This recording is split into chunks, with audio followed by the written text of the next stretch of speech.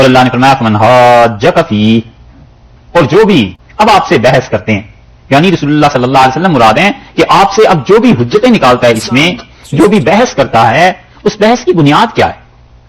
اندازے، تاریخ کی روایات، اپنی گھڑی ہوئی باتیں، میکسیمم کوئی علم آ جائے گا تو کتنا آ جائے گا؟ ظن اور تخمین اور گمان اور قیاس اور اندازوں کی بات ہے، اور کیا ہے؟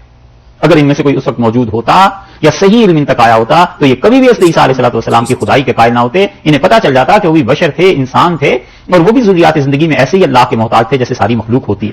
ومن حاجک، سو ان میں سے جو لوگ آپ سے بحث کریں، یہ وہ تھے جو نجران سے آئے ہوئے تھے. اور صورتحال ایسی ہو گئی تھی کہ 8 ہجری کے بعد جو مکہ فتح ہوا ہے تو رسول اللہ صلی اللہ علیہ وسلم نے قرب و جوار کے علاقوں کو حکومت کے تحت لانے کے لیے اقدامات کیے ہیں تاکہ اسلام کا یہ پیغام پھیلے اور جو ظلم ہے حکومت کے ذریعے اس کا خاتمہ ہو اور انسان اللہ تک پہنچے. تو آپ نے نجران کے عیسائیوں کو بھی کہا اور نجران یمن والوں کو پیغام بھجوایا، یا تم اسلام قبول کر لو یا پھر ہمارے ساتھ لڑ لو، اور یا تیسری صورت یہ ہے کہ تم ٹیکس دینا، جزیہ دینا ہمارے لیے قبول کرو، اس کے بعد مذہب تمہارا اپنا ہے، امن سے رہو، اور ہم تم سے جو فوجی خدمات نہیں لیں گے اس کے عوض میں تمہاری حفاظت جو ہم کر رہے ہیں اس پہ ٹیکس لیں گے. یہ حضرت صلی اللہ علیہ وسلم کی شرائط تھیں، اور انہوں نے ان شرائط کو ماننے یا کوئی جواب دینے کے بجائے یہ سوچ لیا کہ چلتے ہیں اور جا کر بحث کرتے ہیں اور انہیں اپنے دین کی دعوت دیتے ہیں. یہ لوگ آئے حضرت صلی اللہ علیہ وسلم کے پاس مدینہ منورہ میں اور مسجد نبوی میں ٹھہرے، اور اللہ نے یہ جو 80 آیات تھی اس صورت کی ابتدائی، یہ انہی کے رد میں نازل فرمائیں. اور یہاں پہنچ کے یہ پیک پہ بات آ گئی کہ اتنے واضح دلائل سننے کے باوجود یہ سمجھتے ہیں کہ عیسائیت سچی ہے اور اللہ کے ساتھ شرک کا کوئی جواز ہے. اور یہ چیزیں فمن حاجک فیہ من بعد ما جاءک من العلم، تو جو لوگ بھی آپ سے بحث کریں فیہ، اس میں مراد سے کیا ہے؟ حضرت عیسیٰ علیہ السلام کے خدا ہونے کے معاملے، شرک میں، اللہ کی توحید میں، اللہ کی وحدانیت میں. فمن حاجک فیہ، جو ان میں سے آپ سے اب بحث کرتا ہے، من بعد، اس کے بعد کہ ما جاءک من العلم، یہ علم آ گیا آپ کے پاس. اللہ نے یہاں وحی کو علم کہا کہ قطعی، یقینی اور حتمی بات اللہ نے بیان کر دی ہے کہ یہ یہودیوں نے چاہا تھا اور وہ اپنی جان کو خود نہیں بچا سکے اور یہودی نے پھانسی پہ چڑھا دیتے، ہم نے انہیں بچایا. تو جو اپنی جان تک نہیں بچا سکتے تھے، اپنی پیدائش تک میں محتاج تھے، وہ تمہارے حاجت روا بن گئے اور وہ تمہارے خدا بن گئے. یہ کیسی بات کرتے ہو؟ اور اس علم وحی کے بعد، قطعی علم کے بعد اب بھی کوئی اس گمان اور اندازے پہ آپ سے بحث کرتا ہے. فَقُلْ تَعَالَوْا نَدْعُ أَبْنَاءَنَا وَأَبْنَاءَكُمْ، اب ان سے صاف کہیے کہ بلاؤ پھر تم اپنے بیٹوں کو اور ہم اپنے بیٹوں کو بلا لیتے ہیں. ابنا سے کیا مراد ہے؟ رسول اللہ صلی اللہ علیہ وسلم کے تو بیٹے تھے نہیں، اور اللہ نے جمع کا صیغہ استعمال کیا ہے. اور یہ وہ دوسری بحث ہے جو میں نے آپ سے عرض کی تھی کہ عقیدے کے معاملے میں آئے گی، اور یہ اس میں ایک لفظ ایسا آ گیا ہے کہ جس پہ عقیدے کا دار و مدار ہے. اور حضرت صلی اللہ علیہ وسلم سے حکم ہے کہ آپ انہیں کہیے پھر بلاؤ اپنے بیٹوں کو. عیسائی تو بلا سکتے تھے جو بھی ان کے ساتھ تھے، اور ہم بھی بلاتے ہیں اپنے بیٹوں کو. اور رسول اللہ صلی اللہ علیہ وسلم نے حضرت باقر رضی اللہ عنہ کی روایت کے مطابق حضرت ابوبکر، حضرت عمر، حضرت عثمان رضی اللہ عنہ کو حکم دیا کہ اپنے بیوی بچوں سے نیت آ جائے. حضرت باقر رضی اللہ عنہ رحمۃ اللہ علیہ سے تھے جلیل القدر تابعین میں سے تھے، بڑا علم اللہ نے دیا تھا. حضرت باقر جو تھے وہ والد تھے حضرت جعفر صادق رحمۃ اللہ علیہ، اور وہ بیٹے تھے حضرت زین العابدین رحمۃ اللہ علیہ کے، اور زین العابدین بیٹے تھے حضرت حسین رضی اللہ عنہ کے، اور وہ حضرت علی رضی اللہ عنہ کے. یہ یوں خانوادہ چلا ہے. اور حضرت باقر رحمۃ اللہ علیہ جو تھے وہ استاد تھے بڑے بڑے لوگوں کے، امام مالک اور امام ابو حنیفہ رحمۃ اللہ علیہ وغیرہ. انہوں نے ان حضرات سے علم حاصل کیا، وہاں رہے. تو وہ کہتے تھے کہ اس آیت کے نازل ہونے پر رسول اللہ صلی اللہ علیہ وسلم نے تینوں خلفاء جو ابتدائی تھے ان سب سے کہا کہ بلاؤ اپنے بیٹوں کو بھی لے آؤ، اپنے بچوں کو بھی لے آؤ، بیویوں کو بھی لے آؤ، اور ہم بھی چلتے ہیں اور ان سے جا کر مباہلہ کرتے ہیں. اس آیت کو کہتے ہیں آیت مباہلہ.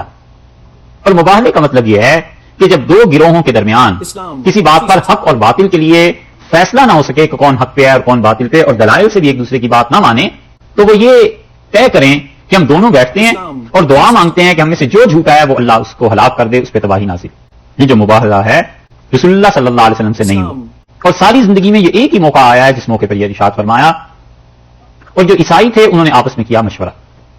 یہ پہلی بات یہاں کہی ہے کہ تعالوا ندعو ابناءنا وابناءکم، پھر آپ انہیں کہیے کہ اگر اب بھی اس علم وحی کے باوجود تم نہیں مانتے نا، پھر آؤ ایک اور کام کرتے ہیں، تم اپنے بیٹوں کو بلاؤ، ہم اپنے بیٹوں کو بلاتے ہیں. ونساءنا ونساءکم، تم اپنی عورتوں کو بلاؤ، ہم اپنی خواتین کو بلاتے ہیں. وانفسنا، اور ہم اپنی جانوں کو بھی لے کے آتے ہیں. وانفسکم، اور اس کے ساتھ ساتھ تم اپنی جانوں کو بھی لے کے آؤ. تم بھی حاضر ہو، ہم بھی حاضر ہوں، تمہاری بھی عورتیں آئیں، ہماری بھی، تمہارے بھی بچے آئیں، ہمارے بھی. ثم نبتہل، اور پھر اس کے بعد ہم کیا کریں؟ گڑ گڑائیں. یہ نبتہل اس سے ہے مباہلے کا لفظ. فنجعل، اور ہم یہ کہیں کہ لعنت اللہ علی الکاذبین، اللہ کی لعنت، اللہ کی پھٹکار برسے ان پر جو جھوٹے. تو جھوٹوں پر اللہ کی پھٹکار برسنے کا مطلب یہ ہے کہ فیصلہ ہو جائے، اور رسول اللہ صلی اللہ علیہ وسلم نے فرمایا اگر یہ میرے مقابلے میں آ گئے تو جس وادی میں بیٹھیں گے نا جا کے یہ ساری جہنم کی آگ سے بھر جائے گی، اتنی آسمان سے آگ نازل ہوگی۔ عیسائیوں تک جب یہ آیت پہنچی ہے تو انہوں نے اس کو سنا، اور دو بھائی تھے، ایک تو تھا ایسا جس کے پاس حکومت تھی، اور دوسرا ایسا تھا جو چرچ میں بڑا پادری تھا۔ اس نے بھائی سے کہا کہ مباہلہ کرتے ہیں، کیونکہ وہ حکمران تھا، اسے تو اتنا علم نہیں تھا۔ تو یہ جو چھوٹا تھا دوسرا جس کے پاس سارے کلیسا کے سارے اختیارات تھے، اس نے کہا نہ کرو۔ نبی جب سچا ہوتا ہے، اور اس کے مقابلے میں تم دیکھو ہمارے نبی حضرت عیسیٰ علیہ الصلوۃ والسلام سچے تھے، اور یہودیوں نے انہیں تنگ کیا تھا، یہ چیزیں ہوئی تھیں، اللہ نے انہیں اٹھا لیا اور یہودی ذلیل ہو گئے، اور اگر اس آدمی سے تم مباہلہ کرو گے تو یہ سچے نبی ہیں، ہم ذلیل ہو جائیں گے ہمیشہ کے لیے، اور بالکل نہ کرو خدا کا عذاب آ جائے گا۔ اس نے کہا بھائی اگر یہ سچے ہیں تو ہم نے مان کیوں نہ لیں؟ اس نے کہا اگر تم اس بات پہ تیار ہو کہ انہیں مان جاؤ تو تمہاری حکومت چلی جائے گی، اور مجھے بھی کوئی نہیں پوچھے گا، مجھ سے کلیسا کو چھین لیں گے باقی لوگ، اگر اس قیمت کو پے کر سکتے ہو تو تم بھی کرو، میں بھی کرتا ہوں۔ بس اس پہ وہ پھر گئے۔ انہوں نے کہا یہ عہدے جو ہیں کسی طرح یہ ہاتھ سے نہ نکل جائیں۔ یہ ہے اس کی شارٹ سٹوری، جتنی بھی چیزیں تھیں۔ اور عجیب بات یہ ہے کہ جو ولیم میور ہے نا، جس کا تذکرہ کل بھی کیا تھا، صوبہ جات متحدہ کا انگریزوں کی طرف سے جو گورنر رہا تھا، اس نے جو لائف آف محمد لکھی ہے حضور اقدس صلی اللہ علیہ وسلم کی سوانح، اور اس کا رد لکھنے کے لیے لندن گئے تھے سر سید، اس نے صاف لکھا ہے کہ عیسائی رسول اللہ صلی اللہ علیہ وسلم کے مقابلے میں اس معاملے میں پٹ گئے تھے، ہار گئے تھے، کیونکہ حضور اقدس صلی اللہ علیہ وسلم پر صحیح علم آیا تھا اللہ کی جانب سے، اور ان لوگوں کے پاس سوائے اپنی جھوٹی باتوں کے اور کچھ نہیں۔ عیسائی بھی اسی کے قائل بہت سے۔ اس ولیم کا تو نام اس لیے لیا ہے کہ بالکل قریب کے دور کی شخصیت ہے، اور کتاب اس کی اب بھی کہیں کہیں مل جاتی ہے۔ یہ ہے آیت مباہلہ۔ اب اس میں آپ دیکھیے کہ ارشاد یہ فرمایا کہ تم اپنے بیٹوں کو بلاؤ اور ہم اپنے بیٹوں کو، تم اپنی عورتوں کو بلاؤ اور ہم اپنی عورتوں کو۔ تو رسول اللہ صلی اللہ علیہ وسلم کی جو عورتیں تھیں امہات المومنین تھیں، رسول اللہ صلی اللہ علیہ وسلم کی بیویاں تھیں۔ وَأَنفُسَنَا وَأَنفُسَكُمْ، اور تم اپنی جانوں کو بلاؤ اور ہم اپنی جان کو۔ اہل تشریح یہ کہتے ہیں کہ انفسنا یہ جو لفظ ہے نا، اس سے مراد حضرت علی رضی اللہ عنہ، اور وہ کہتے ہیں کہ حضرت علی رضی اللہ عنہ اور رسول اللہ صلی اللہ علیہ وسلم ایک ہی تھے، اس لیے اللہ نے فرمایا کہ ہم اپنی جانوں کو ہم خود آئیں گے، اپنی جانوں کو حاضر کریں گے، تو علی رضی اللہ عنہ جان تھے۔ یہ تو ہے آدھا مسئلہ۔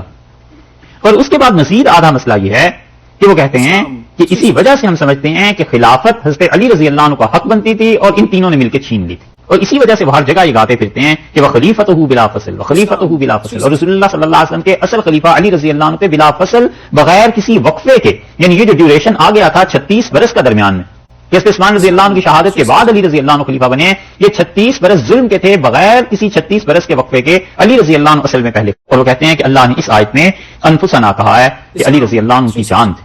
بہت چیزیں اس پہ لکھی ہیں، دو کتابیں آپ کو بتاتے ہیں۔ شاہ ولی اللہ محدث دہلوی رحمۃ اللہ نے جو کتاب لکھی ہے نا ازالۃ الخفا، شاہ صاحب کی یہ کتاب ازالۃ الخفا ایک جلد میں، 2 جلدوں میں اب چھپی ہے کچھ عرصہ پہلے، اور اس کتاب کی اردو میں جو ترجمہ ہوا ہے 4 جلدوں میں ہوا ہے۔ یہ کتاب حضرت کی پڑھنے سے تعلق رکھتی ہے، خلفائے راشدین کی خلافت کے سلسلے میں، اور خاص طور پہ جو اس کا مقدمہ ہے نا، اتنی اچھی تحریر ملے گی نہیں۔ پھر حضرت نے مقدمے میں اصول بیان کیے ہیں کہ خلافت راشدہ چیز کیا ہے، اور اس کتاب کو ہے کتاب ماشاءاللہ ویسے بھی بہت اچھی، لیکن اگر اسے آپ مولانا اسماعیل شہید رحمۃ اللہ علیہ جو حضرت کے پوتے تھے، شاہ ولی اللہ صاحب رحمۃ اللہ کے پوتے تھے نا، انہوں نے جو لکھی ہے منصب امامت، اس کے ساتھ ملا کر پڑھیے تو پھر پتا چلتا ہے کہ یہ خلافت کیا چیز ہے، امامت کیا چیز ہے، یہ کیا منصب ہوتا ہے، اور مسلمان اس کی کیا حفاظت کرتے تھے، اور اس کی شرائط کیا ہیں۔ اور یہ ان لوگوں کے لیے بہت بڑا جواب ہے جو اپنی لا علمی کی وجہ سے بیچارے یہ کہتے ہیں کہ اسلام کا سیاسی نظام کیا ہے، اور جو اعتراض کرتے ہیں کہ اسلام کا کوئی سیاسی نظام ہے ہی نہیں سرے سے، یہ ان کے منہ پہ جھوٹا ہے، پڑھتے نہیں ہیں خام خواہ اسلام کو۔ ایک لا علمی ہوتی ہے آدمی کی، وہ ہوتا ہے ٹھیک ہے، پوچھتا ہے سوال، اس کا جواب دینا چاہیے، لیکن ایک یہ کہ محنت نہ کرنا اور یہ کہنا کہ اسلام کا تو کوئی سیاسی نظام ہے ہی نہیں۔ شاہ صاحب کی ازالۃ الخفا آپ پڑھیں گے، اس میں اس آیت پر بھی حضرت نے بات کی ہے۔ اور دوسری چیز یعنی وہ اس کے ساتھ منصب امامت ملا کر پڑھیں تو ایسے ہی ہے جیسے چائے ویسے بھی شاندار بنی اور اوپر سے بلائی کوئی ڈال دے۔ وہ کہتے ہیں لکھنؤ میں مانگ رہی تھی کوئی فقیرنی بیچاری بیٹھی ہوئی کہ اللہ کے بندے زردہ کوئی کھلا دے، میٹھا کھلا دے، تو کوئی بھلے معنی صاحب جیسا گزرا، اس نے پلیٹ زردے کی لے کے سامنے رکھ دی، تو جب وہ چلا تو اس نے پھر وہی صدا شروع کر دی کہ کوئی میٹھا کھلا دے، میٹھا کھلا دے۔ تو اس نے کہا کہ اماں سامنے رکھا ہے کھاتی کیوں نہیں؟ تو اس نے کہا بیٹا بالائی کے بغیر بھی کوئی کھایا جائے۔ تو شاہ صاحب رحمۃ اللہ کی ازالۃ الخفا جو ہے وہ خود ہی بڑی چیز ہے، لیکن اس کو ساتھ ملا کر آدمی پڑھے نا منصب امامت کو، پھر پتا چلتا ہے۔ اور دوسری کتاب کوئی مثال جس کی نہیں ملتی، کوئی مثال نہیں ملتی، شاہ عبدالعزیز صاحب محدث دہلوی رحمۃ اللہ علیہ کی ہے، اور وہ ہے تحفہ اثنا عشریہ۔ اس تحفہ اثنا عشریہ کو پڑھو، اور اس کے بعد کچھ مت پڑھے شیعہ سنی مسئلے پہ۔ شاہ صاحب رحمۃ اللہ علیہ نے ایسی کتاب لکھی ہے، حق یہ ہے کہ اس آدمی کے کوئی کارنامہ نہ ہوتا تو یہ ایک کتاب ان کا بڑا اور امام ہونے کا ثبوت تھی۔ شیر کا کہتے ہیں ایک ہی بچہ ہوتا ہے. حضرت کی جو کتاب ہے نا یہ تحفہ اثنا عشریہ کمال کی چیز, لیکن ہے وہ کسی استاد سے پڑھنے کے قابل. اردو میں بھی ترجمہ اس کا ہو گیا ہے, انہوں نے بھی اس کا جواب دیا. دو باتیں. اور تیسری بات یہ ہے کہ اللہ تعالیٰ نے فرمایا وَأَنفُسَنَا وَأَنفُسَكُمْ, ہم اپنی جانوں کو حاضر کرتے ہیں, تم اپنی جانوں کو لے آؤ. حضرت علی رضی اللہ عنہ آخر کس دلیل سے رسول اللہ صلی اللہ علیہ وسلم کی جان بنتے ہیں؟ حضرت صلی اللہ علیہ وسلم کو ان سے کہیں زیادہ محبت اور لوگوں سے بھی تھی.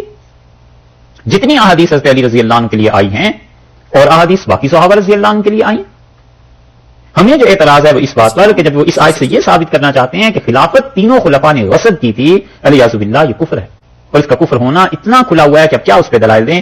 صاف بات یہ ہے کہ رسول اللہ صلی اللہ علیہ وسلم کے بعد کوئی آدمی مسلمان نہیں رہا تھا, اور اس کے ڈانڈے جا ملتے ہیں ان کے اس عقیدے سے. ہمارے یہاں 6 کتابیں حدیث کی, انہیں صحاح ستہ کہتے ہیں, 6 حدیث کی کتابیں, بخاری, مسلم, ترمذی, ابو داؤد, نسائی اور ابن ماجہ. ان کے ہاں صحاح اربعہ ہیں, 4 کتابیں وہ کہتے ہیں حدیث میں ہمارے ہاں ٹاپ کی ہیں, اور اس میں وہ بار بار ذکر کرتے ہیں کہ رسول اللہ صلی اللہ علیہ وسلم کے بعد سارے مرتد ہو گئے تھے سوائے 3 آدمیوں کے, سوائے 6 آدمیوں کے. بہت زیادہ تیر مارے تو 9 آدمیوں کے نام لے لیتے ہیں, کہتے ہیں سب مرتد ہو گئے. ایک حضرت فاطمہ, علی, حسن, حسین, ابوذر, یاسر, 6 سلمان رضی اللہ عنہ اور مقداد رضی اللہ عنہ 8, ایک آدھ اور بھی کسی کا نام لیتے ہیں. بس یہ 9 آدمی مسلمان تھے, باقی سب مرتد ہو گئے تھے.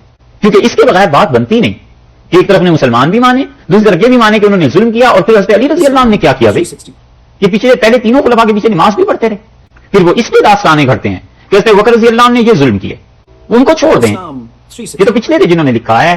آپ خمینی کی کتاب اٹھائیں نا جو انہوں نے لکھی ہے, خمینی نے اپنی کتابوں میں صاف صاف لکھا ہے, جو ہم نے براہ راست پڑھا ہے اس کی بات کرتے ہیں اور کسی کی نہیں کرتے حوالے سے, سیکنڈ ڈگری کا حوالہ نہیں دے رہے. انہوں نے جتنی بھی چیزیں لکھی ہیں جہاں اپنے مذہب کا ان چیزوں کا تذکرہ کیا, انہوں نے کہا ہم صاف یہ کہتے ہیں کہ سب ظالم اور غاصب تھے رسول اللہ صلی اللہ علیہ وسلم کے بعد, اور انہوں نے غصب کیا علی رضی اللہ عنہ کی خلافت کو ہضم کر کے, اور انہوں نے قرآن میں یہ چیزیں بدل دی. حضرت عثمان رضی اللہ عنہ کے متعلق تو اتنی شدید الفاظ لکھے ہیں کہ کوئی آدمی نہیں نقل نہیں کرتا. وہ کہتے ہیں یہ چیزیں تھیں, اب بھی ہے, ان کی کتابیں ملتی ہیں. کسی اہل تشریح میں سے اس کو کہیں یار یہ پڑھو, کیا یہ تمہارا عقیدہ ہے؟ اسلام 1 منٹ میں دودھ کا دودھ اور پانی کا پانی ہو جاتا ہے. اگر یہ مان لیں کہ رسول اللہ صلی اللہ علیہ وسلم کی خلافت ایسے غصب ہو گئی تھی اور یہ سب چیزیں حضرت علی رضی اللہ عنہ دیکھتے رہے, دین ہے پھر کہاں؟ قرآن وہ پورا نہیں. حضرت صلی اللہ علیہ وسلم پوری زندگی میں 23 برس اتنی بھی تربیت نہیں کر سکے کہ لوگوں کے دل مال کی محبت سے پاک کر جاتے, حکومت کی طلب سے پاک کر جاتے. تو پھر دین ہے کہاں؟ کون سا اسلام رہ جاتا ہے؟ قرآن مشکوک ہو کے نکل گیا, صحابہ رضی اللہ عنہ علیہ باللہ سارے کافر ہو گئے, پھر لے دے کے ایک اہل بیت ہی رہ جاتے ہیں. اور اہل بیت بیچارے اتنے کمزور تھے کہ اس نے حضرت علی رضی اللہ عنہ کے پر ہونے والے مظالم کا ذکر کیا, خمینی نے بھی اور لوگوں نے بھی. اور حضرت علی رضی اللہ عنہ سے حضرت عمر رضی اللہ عنہ نے پیغام بھیجا کہ آپ کی جو صاحبزادی ہیں حضرت فاطمہ رضی اللہ عنہ سے, میں اس سے شادی کرنا چاہتا ہوں. حضرت علی رضی اللہ عنہ کی حضرت فاطمہ رضی اللہ عنہ سے جو اولاد تھی ان میں ایک حضرت حسن تھے, ایک حسین تھے رضی اللہ عنہ, 2, اور تیسرے یہ کہتے ہیں کہ محسن تھے, اور یہ کہتے ہیں کہ حضرت عمر رضی اللہ عنہ نے حضرت فاطمہ رضی اللہ عنہ کو مارا تھا تو وہ بچہ ضائع ہو گیا تھا. یہ چیز کہ انہوں نے صحابہ رضی اللہ عنہ نے مل کے حضرت علی کے گھر کو آگ لگا دی تھی, حضرت فاطمہ رضی اللہ عنہ کو مارا تھا, یہ چیزیں یہ سب لکھتے ہیں. اور طبقات ابن سعد کی ایک روایت کے مطابق بعض لوگوں نے لکھا ہے. اب طبقات ابن سعد جو ہے وہ چھپی نہیں تھی.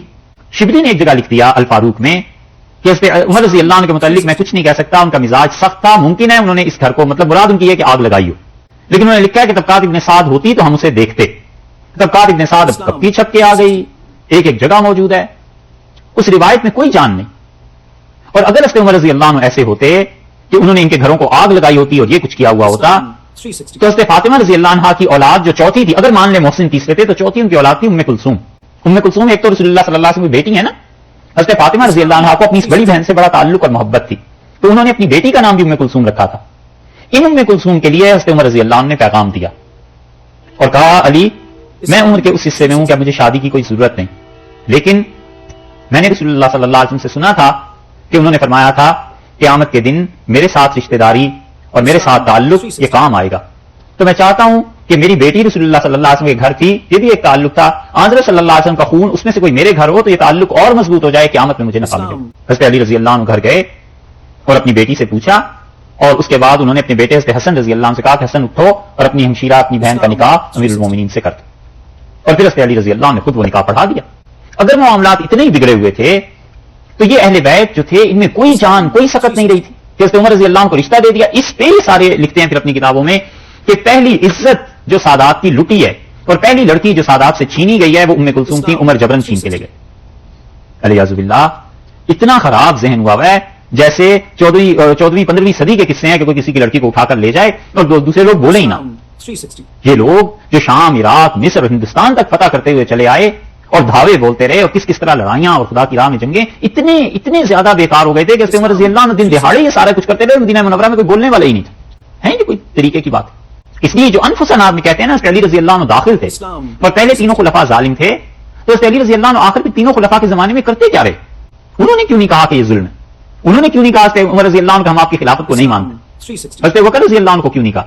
یہ ایسے سوالات ہیں جس کے لیے ایک جھوٹ بولا، پھر اور جھوٹ، پھر اور جھوٹ، پھر اور جھوٹ، جھوٹ پہ جھوٹ بولتے چلے گئے اور حتیٰ کہ آخر پہ آ کے یہ بھی ہو گیا کہ جھوٹ بولنا اس دین میں عبادت ہے، تقیہ. یہ آپ اس کی تفصیلات پڑھنا چاہیں حضرت کی کتاب پڑھیے تحفہ اثنا عشریہ، اور تحفہ اثنا عشریہ کا رد شیعہ نے لکھنے کی کوشش کی. حامد حسن خان وغیرہ تھے، سید خان تو نہیں تھا، خیر خان کیوں ہوتے جی، ہاں حامد حسن تھے، سید تھے لکھنؤ کے. 22 جلدیں لکھی ایک جگہ اور 22 جلدوں میں سے 8 تو ہم نے دیکھی ہیں. مجال ہے جو حضرت نے جو پوائنٹ اٹھایا ہے کہ یہ چیز اس کا جواب ہو. حضرت علی رضی اللہ عنہ کی فضیلت میں حدیثیں لکھتے چلے گئے کہ حدیث میں کیا ہے کہ حضرت علی رضی اللہ عنہ کے صحابی ہونے کا، ان کے افضل ہونے کا کون ہے جو قائل نہیں؟ ہم تم سے بڑھ کے امیر المومنین رضی اللہ عنہ کی عزت کرتے ہیں، مگر جو پوائنٹ ہے اس کا جواب دو. حضرت تو یہ پوچھتے ہیں کہ حضرت علی رضی اللہ عنہ اور اہل بیت اتنے کمزور ہو گئے تھے کہ یہ سب کچھ ہو رہا تھا ان کے سامنے اور اہل بیت میں سے کوئی نہیں اٹھا احتجاج کرنے کے لیے. خلافت تھی، ظلم تھا. اور حضرت کہتے ہیں کہ ہمارا سوال تو یہ ہے کہ حضرت صلی اللہ علیہ وسلم کی تربیت پہ، ان کی تعلیم پہ جو حرف آتا ہے اس کا جواب دو. یہ کیا چیز ہوگی؟ اس کا کوئی جواب نہیں.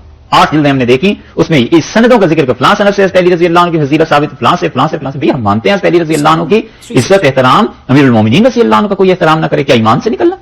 لیکن جو اصل بات ہے اس پہ نہیں آتے. یہ ایسے ہی ہے جیسے یہودی اور عیسائی سے ہم بات کرنے لگے اور کہیں تم مانو کہ حضرت عیسیٰ اور موسیٰ علیہ السلام خدا کے نبی تھے. ارے بھائی نبی تو مانتا ہوں لیکن یہ نہیں مانتا کہ وہ آخری نبی تھے. آخری نبی رسول اللہ صلی اللہ علیہ وسلم. وہ کہ نہیں تم نبی مانو، نبی تو مان ہی رہا ہوں لیکن آخری نہیں مان رہا. آخری مانو تو ایمان سے جاتا ہوں. وہ کہتے ہیں نہیں نبی تھے، میں کبھی نبی تھے لیکن آخری نہیں تھے، بس اس پہ نہیں آنا.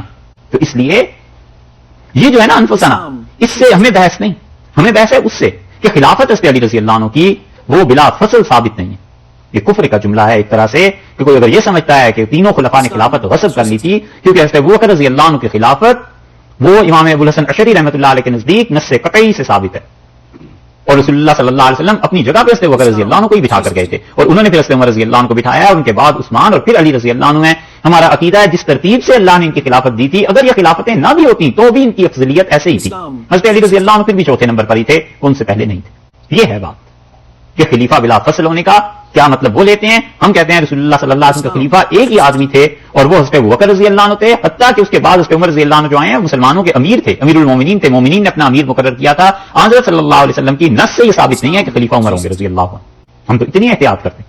اور وہ کہتے ہیں انفسنا سے مراد حقیقت حضرت علی اور رسول اللہ صلی اللہ علیہ وسلم میں کوئی فرق نہیں تھا. اور اس سے بھی زیادہ زیادتی وہ جب کرتے ہیں جب کہتے ہیں ان میں سے کئی ایک کہ وہی اصل میں تو حضرت علی رضی اللہ عنہ ہی کے لیے آئی تھی، جبریل بھول کے ادھر چلے گا. یہ ہے ظلم. ایک صاحب نے یہ بیان کیا اور کتابوں میں بھی بعض جگہ انہوں نے یہی لکھا. ہم نے کہا کہ یہ تو کفر ہے. میں نے کہا یہ تو کفر ہے ہی ہے، لیکن جو اس عقیدے کا قائل ہو کیا تم اسے بھی کافر کہتے ہو یا نہیں؟ اس پہ پھنس کے اس لیے کہ اپنے ہی بھائی کہتے تھے نا، تو کیسے کہیں کہ وہ بھی کافر؟ میں نے کہا اس کو بھی مانو. یہ ماننا کہ حضرت علی رضی اللہ عنہ پر وہی آنی تھی اور غلطی سے رسول اللہ صلی اللہ علیہ وسلم کی طرف جبریل گئے تھے، یہ کفر ہے. تو یہ بھی کہو جو اس بات کو مانتا ہے وہ بھی کفر کا اقرار کرتا ہے. پورا دین اکھیڑنا ہے. وہی پہ اعتبار اٹھ جائے، جبریل امین پہ اعتبار اٹھ جائے، خود رسول اللہ صلی اللہ علیہ وسلم پہ اعتبار اٹھ جائے کہ وہ بھی وہی کو قبول فرماتے رہے اور ایک دن بھی جبریل سے نہیں کہا کہ اصل گھر تو وہ ہے جہاں ڈاک جانی تھی، وہ ہے ادھر کہاں آ گئے. الیاذ باللہ یہ سب خرافات ہیں، ایک سے ایک بڑی چیز کے فقائد ہیں. اس لیے جب انقلاب آیا نا ایران کا، پورے عالم اسلام میں جتنے نوجوان تھے جذبہ تھا نا بہت. حضرت علی رضی اللہ عنہ سچ کہتے تھے. وہ کہتے تھے کہ انتم اتباع کل نائقین، جو چیخ چیخ کے بولے جذباتی باتیں کرے خون گرم کرنے کی، تم ان کے پیچھے چل پڑتے ہو اور تم میری بات نہیں سنتے. اور اللہ کی قسم، یہ نہج البلاغہ کا خطبہ ہے، اللہ کی قسم معاویہ میرے ساتھ سودا کر لیں تو میں اپنے 10 فوجی دے دوں اور ان کا ایک لے لوں، وہ اتنے اچھے ہیں اور تم اتنے برے میرے حصے میں آئے. اشباہ الرجال، وہ جو مرد نہیں ہیں اور مردوں کی محض شکلیں رہ گئی.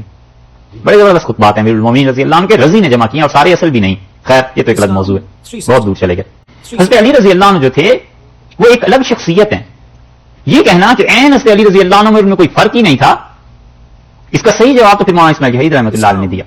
یہ جب حضرات لکھنؤ گئے تو اس زمانے میں اہل تشیع جو بھی تھے ایک حد تک ادب احترام تھا حضرت کے گھرانے کا. شاہ ولی اللہ رحمۃ اللہ علیہ کا گھرانہ پورا ہندوستان جانتا تھا. اور یہ جو اورنگزیب پہ تنقید کرتے پھرتے ہیں نا کہ اس نے باپ کو قتل کرا دیا اور بھائی کو قتل کروا دیا، یہ دارا شکوہ جو تھا یہ سب سے بڑا مخالف تھا سنیوں کا. اور اول تو دین ہی کوئی نہیں تھا اور جس دین کو وہ ترجیح دیتا تھا وہ صحابہ رضی اللہ عنہ پہ تبرہ کرتا تھا اور کہتا تھا خلافت علی رضی اللہ عنہ سے چھینی گئی اور اگر اب مجھے حکومت ملی تو وہ چیزیں واپس آئیں گی. اسی لیے اورنگزیب رحمۃ اللہ علیہ جب اپنی اولاد میں تقسیم کر گئے تو لاہور میں ایک مولوی صاحب نے خطبہ دیا اور اورنگزیب کے بیٹے وہ تھے وہاں پہ اور وہ متاثر تھا اپنے چچا دارا شکوہ سے اور اس نے کہا کہ خبردار جو کبھی خطبے میں جمعے میں خلفاء کا نام لیا.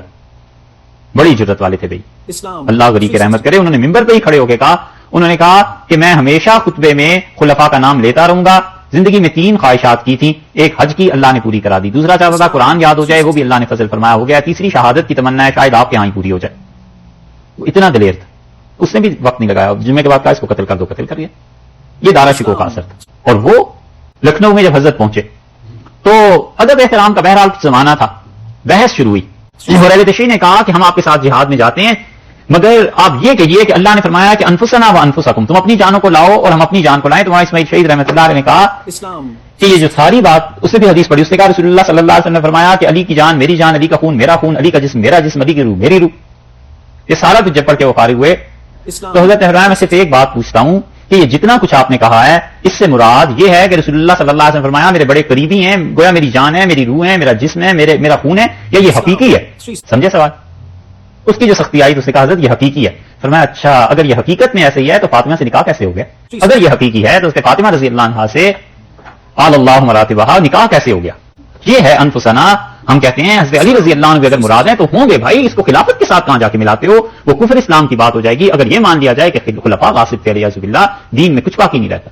ایک آدمی اللہ کا اچھا بندہ کہیں جا کر بیٹھ گیا ہے تو اس کے مرنے پہ دیکھو 1000 2000 10,000 جتنا ہلکا تھا کتنے لوگوں کی اصلاح ہو گئی, کتنے گناہ گاروں نے توبہ کر لی, کتنا علم پھیل گیا. ایک عام آدمی سمت کا ذرا 4 دن جس نے اللہ کا نام اخلاص سے لیا ہے کہیں بیٹھ جاتا ہے, اتنے اثرات اس کے ہوتے ہیں. اور حضور اکرم صلی اللہ علیہ وسلم کا اتنا اثر بھی نہیں ہوا کہ بس 5 6 7 8 آدمی مسلمان ہوئے, باقی سب بیکار تھے. اس لیے یہاں سے جو خلافت ثابت کرتے ہیں نا, یہ کتابیں میں نے بتائی ہیں آپ کی, ان کو پڑھیے گا.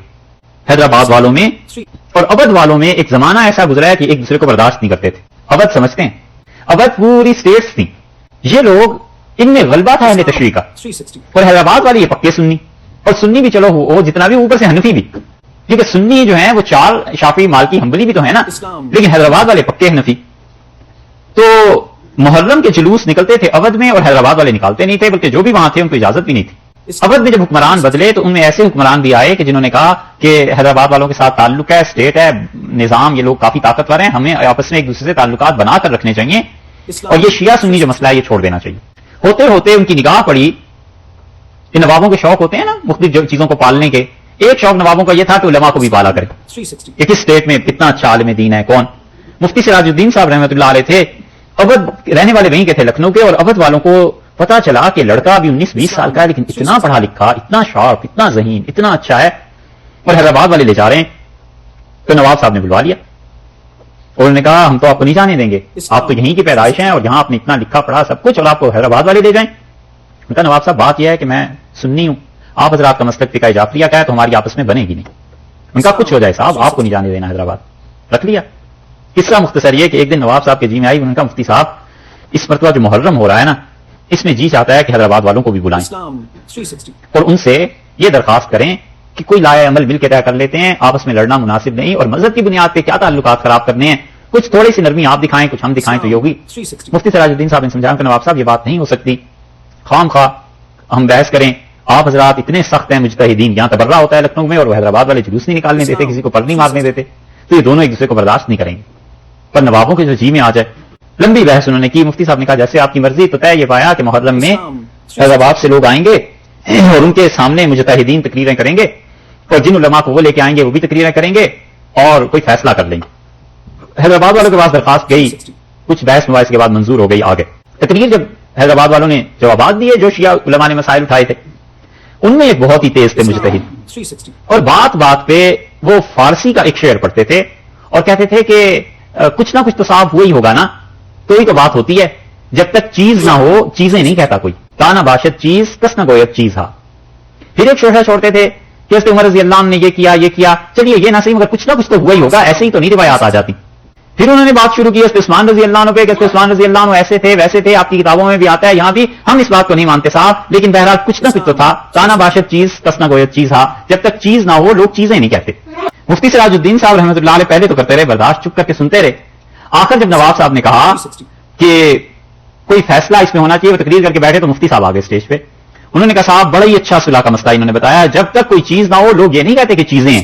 بہت اچھا، یہی ہے فکرہ، اسی پہ فیصلہ کر لیتے ہیں کہ کچھ نہ کچھ تو ہوا ہی تھا. جو حضرت عثمان رضی اللہ عنہ کے متعلق کتنی باتیں ہیں، کچھ نہ کچھ تو ہوا ہی ہوگا جو حضرت عمر رضی اللہ عنہ کے متعلق کتنی باتیں ہیں.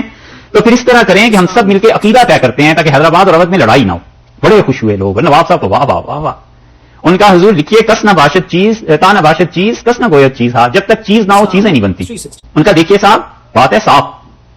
یہ جتنے یہودی اور عیسائی ہیں ان کا عقیدہ دیکھیے تو یہ اپنے انبیاء علیہ السلام کو اور مختلف لوگوں کو خدا کا بیٹا مانتے ہیں. عیسیٰ علیہ الصلوۃ والسلام کو خدا کا بیٹا ہی کہتے ہیں نا. اور ادھر مشرکین مکہ کو دیکھیے تو وہ فرشتوں کو خدا کی بیٹیاں کہتے ہیں. تو کچھ نہ کچھ تو ہوگا ہی. اللہ کے بیٹے نہ صحیح، بیٹیاں نہ صحیح، بھانجے بھتیجے کچھ نہ کچھ تو ہوگا. تانا باشد چیز کس نہ کوئی چیز ہے، جب تک چیز نہ ہو چیزیں تھوڑا ہی بنا کرتی ہیں. تو بھتیجے بھانجے کچھ مان لیجیے، باقی بیٹے بیٹیوں کے ہم قائل نہیں ہیں.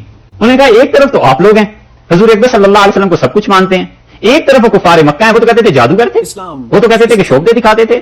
تو نہ تو ہم یہ مانیں کہ وہ جادوگر تھے اور نہ یہ مانیں جو کچھ یہ کہتے ہیں. تو درمیان کی کوئی بات کر لیجیے، کوئی نظر بندی کا عمل کرتے ہوں گے، کچھ نہ کچھ تو کرتے ہوں گے. جب تک چیز نہ ہو چیزیں تھوڑا ہی بنا کرتی. تانا باشد چیز کس نہ کوئی چیز ہے. اب وہ آگ تو لگنی تھی. اور انہوں نے کہا دیکھیے صاحب، اور بات تیسری بھی سن لیں، عقیدے میں یہ لکھ لیجئے، آپ ہیں حضرت علی رضی اللہ عنہ کو کتنا بڑا مقام اور درجہ دیتے ہیں، اور آپ کے مقابلے میں وہ حضرت علی رضی اللہ عنہ کے زمانے میں خارجی تھے، علیہ باللہ، وہ کافر کہتے تھے. تو نہ تو اتنا اچھا مانے جتنا آپ کہیں، نہ بالکل ہی کافر مانے، یہی کوئی فاسق فاجر وغیرہ وغیرہ ایسے کچھ مان لینا چاہیے. تا نہ باشد چیز کس نہ گویت چیز ہا، چیز نہ ہو تو چیزیں تھوڑا ہی بنا کرتی ہیں. اٹھ کھڑے ہوئے لوگ اور نواز صاحب نے کہا کیا کریں، ان کا کرا لو اور ان کی صداقت. انہوں نے کہا اتنی باتیں انہوں نے سنائی جھوٹ پہ مبنی. تو یہاں کیا ہے، یہاں بھی تو کوئی چیز ہوگی تو ہی اللہ کے متعلق رسول صلی اللہ علیہ وسلم اور علی رضی اللہ عنہ کے متعلق باتیں.